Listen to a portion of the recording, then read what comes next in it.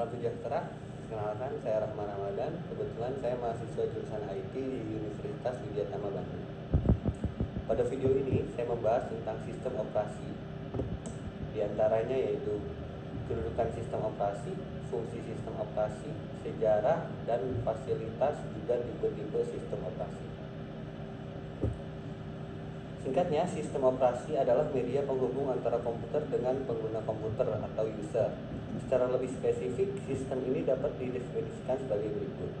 Sistem operasi adalah perangkat lunak yang mengendalikan pengaksesan dari program-program komputer tertentu. Nah, ini untuk kedudukan sistem operasi.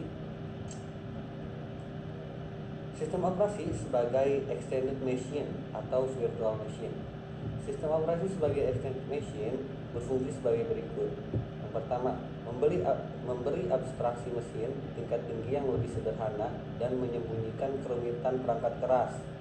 Sistem operasi menyediakan sistem call atau API, abstraksi tingkat tinggi mengenai mesin untuk pemrograman. Sistem call berfungsi menghindarkan kompleksitas pemrograman dengan memberi sekumpulan instruksi yang mudah dan nyaman. Lalu fungsi kedua, basis untuk program lain. Program aplikasi dijalankan di atas sistem operasi. Program-program dalam mengendalikan dan memanfaatkan sumber daya sistem komputer dengan meminta layanan sistem operasi untuk mengendalikan sumber daya bagi aplikasi agar pemanfaatan sumber daya sistem komputer dilakukan secara benar dan efisien.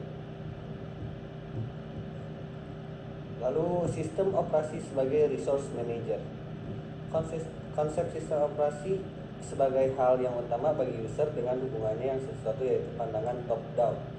Pilihan lain bottom up sebagai pegangan, yaitu sistem operasi yang mengatur semua bagian-bagian dari sistem yang kompleks. Komputer modern terdiri dari prosesor, memori, timer, disk, terminal, dan lain-lain.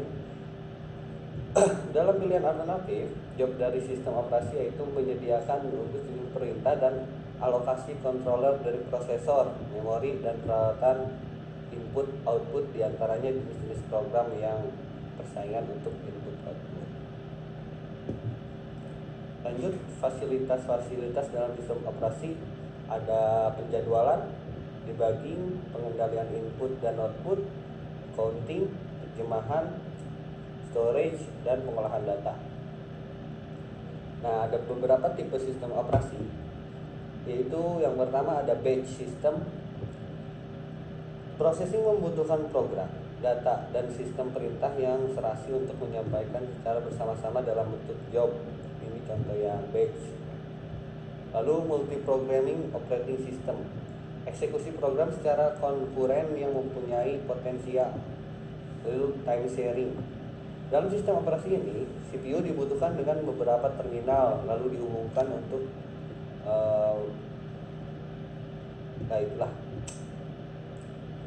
real time system. Dapat dikatakan sepenuhnya dedicated untuk aplikasi pengendalian dan konfigurasi untuk melayani jawaban yang on time. Kesimpulannya, sistem operasi merupakan media penghubung antara komputer dengan pengguna komputer. Lebih spesifik definisinya sebagai berikut, yaitu perangkat lunak yang mengendalikan pengaksesan dari program-program komputer. Contoh, biasa kita pakai Windows, lalu Unix, Linux, Mac OS, DOS. Tanpa ada software sistem operasi, komputer merupakan sekumpulan metal yang tidak berguna dan listrik tidak berguna. Sekian dari saya.